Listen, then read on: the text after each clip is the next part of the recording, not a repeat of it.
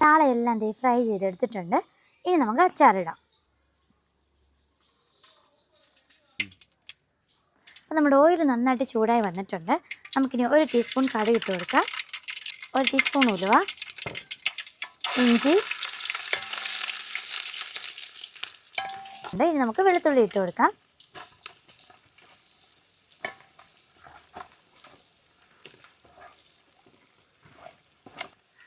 പച്ചമുളക് ഇട്ട് കൊടുക്കാം. കരിവേപ്പില. ഇനി നമുക്ക് ആവശ്യത്തിന് പൊടികൾ ഇട്ട് കൊടുക്കാം. മുളക് പൊടി,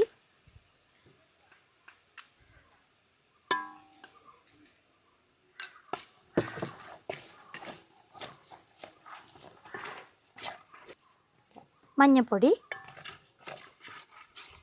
ഉലുവാപ്പൊടി, കുരുമുളക് പൊടി, കായപ്പൊടി,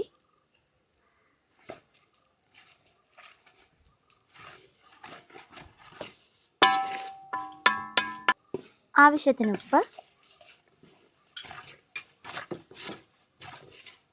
ഇതെല്ലാം കൂടി നന്നായിട്ട് മൂത്ത് പച്ചമണം മാറി വരുമ്പോഴത്തേക്ക് നമുക്കിനി വിനാഗിരി ഒഴിച്ചു കൊടുക്കാം.